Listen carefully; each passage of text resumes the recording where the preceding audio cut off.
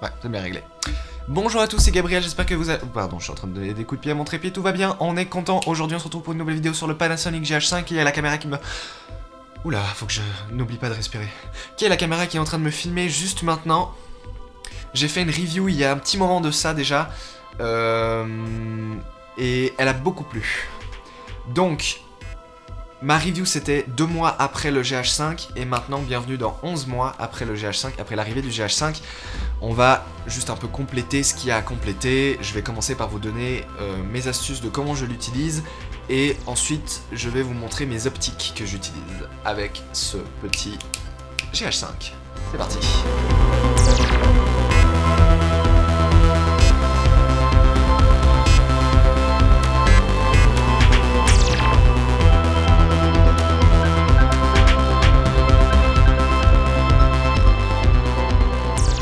Alors on commence par les optiques en fait, parce que c'est plus simple, donc déjà il est droit.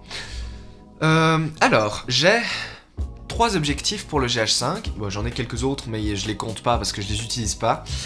En gros mes 3 optiques ce sont des optiques à monture Canon que j'utilise avec un Metabones Speed Booster XL. Donc le Metabones Speed Booster XL, qu'est-ce que c'est? C'est un réducteur de focale. Donc c'est l'inverse d'un doubleur de focale, c'est un réducteur de focale. Ça veut dire que vous prenez votre focale et votre diaphragme et vous le multipliez par un nombre qui est en fait en dessous de 1. À savoir ici 0,64. Ça veut dire que genre si je prends mon 50 mm, et ben je fais 50 mm fois 0,64, ce qui donne approximativement 35. 10 séries. 50 fois 0,64. 50 fois 0,64 font 32. Ça fait 32. Donc ce 50 mm, quand je l'utilise sur mon GH5 avec le Metabones Speed Booster XL, ça devient un 32 mm. Après, toutes les focales que vous utilisez sur votre GH5, il faut faire x2 pour obtenir l'équivalent plein format. Donc ça a un monstre avantage, ces Speed Booster, parce que ça rend tous vos objectifs plus larges, et ça les rend aussi plus lumineux, puisqu'il faut aussi multiplier le diaphragme. Donc si je prends, par exemple, mon diaphragme de 1,4, puisque ça c'est une optique qui ouvre à 1,4, 10 séries, 1,4 fois 0,64, 0,96. Voilà, donc ça fait 0,9 de diaphragme. Donc quand j'utilise cette optique avec mon Speed Booster, j'ai un diaphragme de f0.9. Et il existe en fait aucune autre optique sur le marché qui ouvre à f0.9. Oui, il y en a peut-être une qui ouvre à f0.85. Mais elle est manuelle, et là j'ai de l'automatisme. Du coup, c'est ça ma combinaison optique que j'utilise sur le GH5, à savoir ce Speed Booster et ces optiques. J'ai 2 optiques ensuite. Ici on a le 50 mm que j'utilise pour les plans portraits. Ça fait vraiment de magnifiques plans portraits. Ce sont des optiques... Sigma Art en fait, qui ont l'avantage d'être très nettes, très contrastées, même à pleine ouverture. Ce sont probablement... Alors en tout cas ce 50 mm est dans ce qui se fait de mieux en monture Canon, j'ai envie de dire. Alors après oui, bon il y a des Zeiss, Otus et ce genre de choses aussi, mais ce sont des optiques manuelles, alors que là on a un automatisme. Et ici j'ai le 24 mm que j'utilise plus pour les plans généraux, et c'est avec d'ailleurs cette optique là que j'avais filmé ma review à l'époque. À l'époque de la review j'avais d'autres optiques, j'avais un 51.8, je l'ai donné à quelqu'un comme petit cadeau d'anniversaire, c'était sympathique. Du coup je l'ai plus. Puisque j'ai le 51.4, j'ai plus de raison d'avoir le 1.8. Et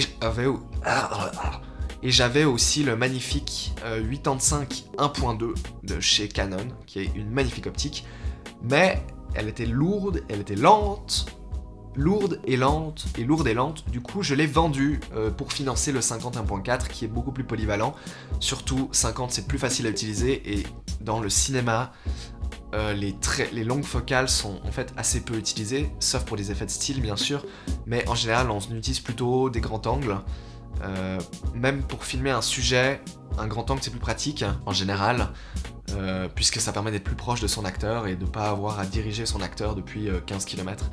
Donc voilà, du coup 24 et 50, ce qui me donne un équivalent de 32 et 10 séries 24 x 0,64. Voilà, 15,3. Donc j'ai un 32 mm et un 15 mm, ce qui me donne des équivalents de 64 mm, donc c'est idéal pour le portrait. Et ici un équivalent de 15 x 2, 30 mm, ce qui est parfait pour le reste. Et les deux avec leur magnifique diaphragme qui ouvre à f0.9 une fois combiné au speed booster, ce qui donne une superbe et extraordinaire luminosité, ce qui fait que j'ai jamais besoin de shooter à plus que 200 ISO. Une troisième optique que j'ai, et c'est peut-être l'optique que j'ai envie de remplacer, pour l'instant j'ai absolument pas le budget, mais le jour où j'aurai le budget, le jour où je gagne à la loterie, j'investirai dedans. Actuellement j'utilise le 14 mm Samyang, c'est une optique qui m'a coûté 200 francs, donc c'est vraiment pas cher. C'est une optique qui est relativement contrastée, pas extraordinaire mais c'est correct. Et c'est une optique qui est relativement nette aussi, c'est pas extraordinaire mais c'est très correct. Le défaut ce sont les immenses distorsions, là je sais pas si vous voyez le mur il est pas droit, le bureau il est complètement arrondi, on dirait presque un fisheye. Cette optique est vraiment dégueulasse en termes de distorsion, ça peut se corriger en post, moi je le corrige pas. Quand c'est un portrait, enfin ce que vous êtes en train de regarder maintenant, ça dérange pas, mais si vous faites du paysage ou de l'architecture, c'est une catastrophe, cette optique est une catastrophe. En photo, ça passe bien parce que vous avez la correction automatique dans Lightroom, hop, toutes les distorsions disparaissent, c'est parfait. Le fait que ce soit un 14 mm fait que lorsque vous corrigez les distorsions, vous avez toujours à peu près un 16 mm, puisque ça recadre dedans, et 16 mm ça reste du très grand angle, donc ça c'est vachement cool. Mais pour la vidéo, je le recommande pas tant que ça, si ce n'est son faible prix qui a quand même un avantage. Donc voilà, je l'ai acheté, je regrette pas d'avoir acheté, c'est une optique que j'utilise très beaucoup, donc elle est très rentable, mais lorsque j'aurai de l'argent, j'achèterai la version Sigma du 14 mm, qui coûte une fortune, mais qui est le 14 mm le plus lumineux au monde, si je ne m'abuse. Et ça c'est toujours intéressant, plus de lumière, c'est toujours mieux, c'est toujours mieux. Et là c'est que 2.8 d'ouverture, donc c'est mon optique la moins lumineuse que j'ai, et 2.8 c'est pas grand chose, 1.8 ce serait meilleur. Bon, même si là 2.8 avec la lumière extérieure qui est, il neige, c'est parfait, comme vous voyez, je suis à 200 ISO, enfin pas de problème.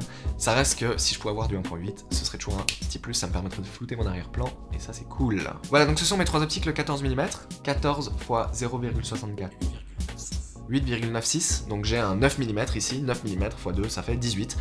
Donc ça me donne l'équivalent d'un 18 mm, ce qui est plutôt agréable comme angle pour gesticuler des bras et rester plus ou moins dans le cadre. Voilà, si j'ai besoin de m'aérer les aisselles, c'est l'objectif que je choisirais. Ok, le son, il me semble que j'avais abordé ça la première fois, mais niveau son, je suis toujours exactement sur le même setup qu'au début. J'utilise le module XLR qui se branche dans la prise flash, et j'utilise un Rode NTG1 qui est le moins cher de chez Rode et qui fonctionne, enfin le son, vous l'entendez maintenant, ça vous plaît pas, il y a ma mère qui est dans la pièce d'à côté et qui écoute de la musique. J'espère que ça ne s'entend pas trop, dans tous les cas moi j'ai ma propre musique par-dessus pour couvrir les petits bruits de fond et les petits artefacts divers et variés, quels qu'ils peuvent être, les petites interférences, tout ce que vous voulez, et du coup, voilà, si le son vous plaît, eh ben sachez que c'est comme ça que je le fais. Je suis peut-être pas dans un réglage optimal, je pourrais mettre le micro sur un trépied séparé et le mettre là, genre juste en dessous du cadre, et le son il serait... Sauf que là, non, il est sur la caméra, donc c'est pas idéal. Mais de ce que vous entendez, je pense que ça va très bien. Pour tout ce qui est de la qualité d'image, etc. sur le GH5, je suis très content, et je vais vous demander d'aller voir ma review, si vous l'avez pas vu, donc les 2 mois après avec le GH5. Une des dernières vidéos postées sur cette chaîne, désolé, on est un peu inactif. Je vous laisserai aller voir, et c'est super, et voilà. Ok, maintenant on va parler du GH5S. Donc Panasonic ont présenté, et ont mis en vente, un nouvel appareil qui s'appelle le GH5S, qui a des avantages et qui a des inconvénients par rapport à ce GH5. Donc l'avantage c'est qu'il a un nouveau capteur, un capteur multi-aspect, donc avec une vraie forme 16 neuvième, donc adaptée à la vidéo, ce qui veut dire que le capteur a une surface qui est genre, je sais pas, genre 7% plus grande, une connerie comme ça, que le GH5 actuel. Donc bon, ça casse pas 3 pattes à un canard, comme on dit, parce que les canards n'ont pas 3 pattes. Qu'est-ce que c'est pour une expression de merde? Ce GH5S, il a un capteur optimisé pour la vidéo, donc c'est un capteur de 10 millions de pixels au lieu des 20 que vous avez ici. Et qu'est-ce que ça veut dire? Eh ben ça veut dire que chaque pixel est plus gros, et chaque pixel étant plus gros, il peut accepter plus de lumière. Deuxième chose sympa avec ce nouveau capteur, c'est que c'est un capteur, comme ils appellent, dual ISO. Ça veut dire qu'il y a 2 circuits différents pour 2 plages d'ISO différentes. Les ISO bas, donc à savoir 400 ISO, et les ISO élevés, à savoir 2500 je crois. Et ça veut dire que, théoriquement, nativement, vous pouvez être à 2500 ISO et avoir une image optimale en fait. Alors que sur un GH5, l'image optimale, vous l'avez à 200 ou 400 ISO, je sais pas très bien. Donc là, moi je vous ai dit que j'ai jamais besoin de shooter en dessus de 200 ISO avec mes optiques qui ouvrent à f0.9. c'est pas le cas de tout le monde, on n'a pas tous des optiques qui ouvrent à f0.9, donc c'est à vous de réfléchir. Il y a deux écoles, il y a les flemmards, ceux qui oh je monte les ISO et c'est bon, et les autres qui prennent le temps de mettre un éclairage en place, de mettre des softbox, de mettre des réflecteurs, de mettre etc. et de créer la scène en fait, littéralement, de créer la lumière de la scène. Et si vous prenez le temps de créer la lumière de la scène, non seulement ce sera plus beau, hein, pas juste à cause du bruit, parce qu'en fait c'est pas le bruit qui définit la qualité de votre image, hein, mais c'est l'ensemble de l'image, hein, les couleurs, les jeux de lumière, la profondeur, l'acteur, tout définit la qualité de l'image et pas juste le bruit. Celui qui prend le temps d'éclairer, il aura de bien meilleurs résultats dans tous les domaines. Et c'est pour ça que je pense que si vous êtes étudiant en vidéo ou en photo, le meilleur conseil que je peux vous donner si vous êtes étudiant en photo, c'est de faire de la photo argentique. Parce que quand vous faites de la photo argentique, vous mettez une pellicule 200 ISO et vous êtes bloqué avec ça. Et vous devez vous démerder pour faire toutes vos photos à 200 ISO. Et c'est une super façon d'apprendre à utiliser 200 ISO, de manière à même être capable de faire des photos dans la pénombre. J'ai fait des photos à Noël avec de la pellicule Fuji Superia 200, donc c'est du 200 ISO. J'ai fait des photos éclairées à la bougie, sans problème. Il suffit juste de savoir ouvrir son diaphragme, de faire sa mise au point, de régler de manière appropriée sa vitesse, éventuellement d'utiliser un trépied, ou bien n'importe quoi qui peut vous permettre d'être stable. Forcez-vous à shooter toujours avec l'ISO minimum. Moi je suis pas quelqu'un qui pense que le grain ou le bruit pose un problème dans l'image. Tant que ça ne nuit pas à la lecture de l'image, il n'y a pas de souci. Mais même sur un GH5, vous pouvez monter à 12800 sans forcément nuire à la lisibilité. Ce sera pas super esthétique, surtout si vous projetez sur grand écran, mais ça ne va pas nuire à la lisibilité. C'est-à-dire que on verra toujours qui est le sujet, on verra toujours quel est le décor, etc. C'est pas recommandé, mais c'est faisable. Et une image qui est bien faite, au niveau des couleurs, au niveau des acteurs, au niveau de tout, au niveau du cadrage, au niveau de la lumière, enfin, au niveau de tout. Si elle a du bruit, c'est absolument pas grave. Mais vraiment pas grave. Sauf que si vous faites vraiment les choses bien, et que vous éclairez vraiment bien, et que vous savez utiliser votre optique lumineuse, votre diaphragme, tout ce que vous voulez, vous aurez pas de bruit, parce qu'il n'y a pas besoin, je veux dire. Moi, je suis tout le temps à 200 ISO. Que je sois en intérieur, que je sois en extérieur, je suis tout le temps à 200 ISO. J'ai aucun problème. Là, je peux fermer le store, je peux allumer la lumière. Vous voyez, la lumière ambiante de ma chambre, qui est pourtant pas très lumineuse, ça suffit à 200 ISO. Parce que je sais pas ce que je fais, mais j'ai pas besoin de monter au-dessus. Du coup, j'ai aucun problème de basse lumière avec le GH5, et je ne vois pas l'intérêt de dépenser de l'argent dans un GH5S qui est un GH5 et qui améliore juste cette partie basse lumière. C'était mon avis honnête. Après, le GH5S a un autre avantage, c'est qu'il a le V-Log. Donc c'est un mode de couleur très plate qui vous permet en fait de faire plus de post-production au niveau des couleurs. Voilà. C'est quelque chose que vous pouvez avoir sur votre GH5 avec une mise à jour payante, mais que vous n'avez pas par défaut. Un dernier avantage du GH5S, on peut faire des slow motion à 240 fps au lieu de 180. Le truc, c'est qu'à 240 fps, la qualité, elle est médiocre. Donc autant rester à 180, autant rester sur un GH5. Le GH5S a un gros désavantage par rapport au GH5, et à mon goût, c'est vraiment un gros désavantage. Ce gros désavantage, qui est un avantage qui nuit plus à la lisibilité que le bruit, à savoir la stabilisation.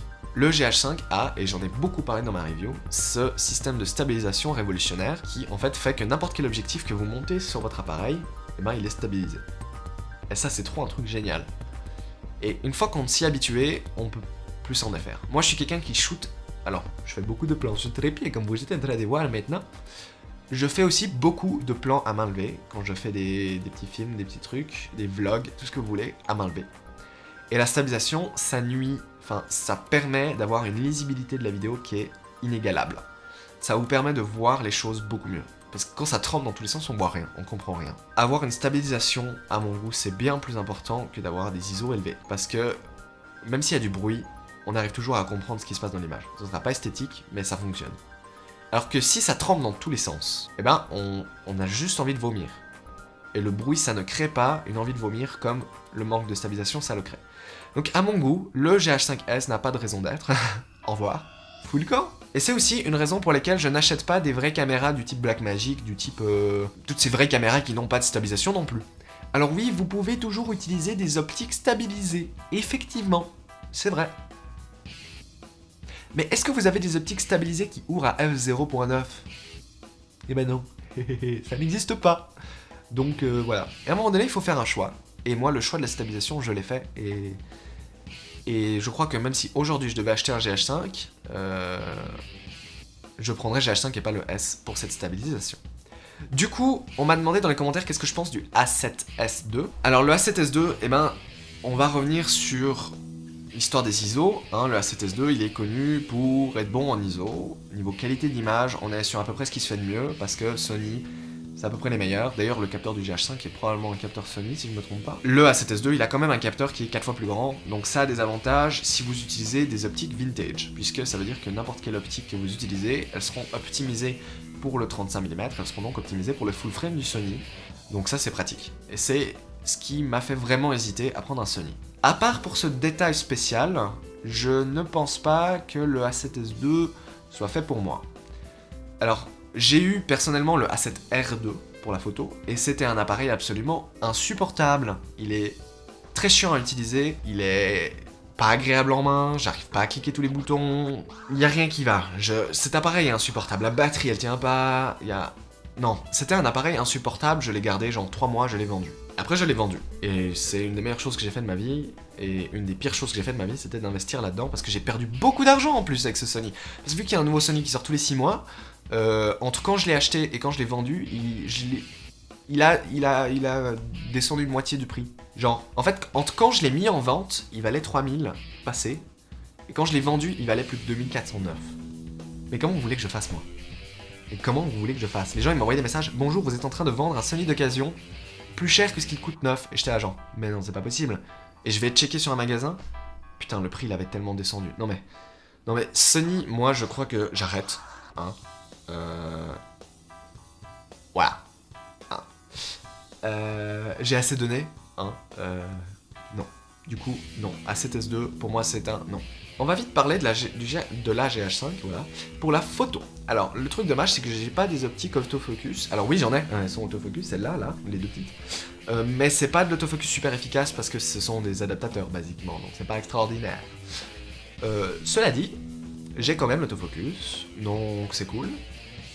Pour la photo, le GH5, je l'ai utilisé peu, mais de ce que je l'ai utilisé, c'est un appareil incroyablement agréable. Et pour moi, un appareil agréable, c'est plus important que la qualité d'image. C'est pas le cas pour tout le monde. Il y en a, ils utiliseront quand même les Phase One, alors que les Phase One, c'est insupportable. Ça prend 4 minutes à prendre une photo, l'autofocus, elle est ultra lente, et elle est pas précise. Non, c'est une catastrophe, les Phase One. C'est vraiment, pour avoir utilisé le dernier Phase One XF, trichromatique, tout ce que vous voulez, c'est une catastrophe ces trucs, c'est inutilisable. Mais il y en a qui ont besoin de cette qualité d'image et qui ont la patience et qui ont l'argent d'acheter des Phase One. Alors à ce moment-là, achetez des Phase One, achetez pas des Sony A7R2, puisque là vous en aurez pour votre argent. Un passage critique, mais le Sony A7R2 niveau qualité d'image, on fait pas mieux. Hein. En plein format, on fait pas mieux pour l'instant. Je divague. L'appareil GH5 de chez Lumix Panasonic, il est très agréable. La prise de photo est agréable, les menus sont agréables, les boutons sont agréables, tout est agréable. Et c'est vraiment une expérience de shoot. Moi, je dis toujours, c'est important d'apprécier la photo. Et pour apprécier la photo, il faut avoir un matériel qui nous donne envie de faire de la photo. Et bien que le matériel ne compte pas, j'ai noté en faisant de la photo professionnellement qu'il valait mieux être à l'aise avec un certain matériel que d'être mal à l'aise avec un autre matériel, même s'il est techniquement supérieur. Et c'est pour ça que j'ai vendu tout mon matériel pro pour passer chez Fuji, qui font des appareils qui sont pro quand même, mais qui sont APS-C déjà et pas full frame, mais qui sont ultra agréables à utiliser. Ça me donne l'amour de la photographie. Le GH5, c'est typiquement un appareil qui me donne aussi l'amour de la photographie. En plus, il fait des photos au format 4 tiers, et le format 4 tiers, c'est vraiment stylé. Donc, je pense que c'est un très bon appareil pour la photo aussi. Malheureusement, j'ai déjà ce matériel Fuji. Enfin, ce matériel Fuji. Ah non, il y en a un ici aussi. J'ai 2 Fuji. Si j'avais pas le matériel Fuji, je pense que le GH5 pourrait devenir mon appareil photo principal. Ok, j'espère que vous avez aimé cette vidéo. Je vois que ça fait 23 minutes que je parle tout seul. Je crois que je vais gentiment m'arrêter. Et je vous dis merci beaucoup. À bientôt. Si vous avez des commentaires, n'hésitez pas à commenter. Voilà. Allez, à bientôt.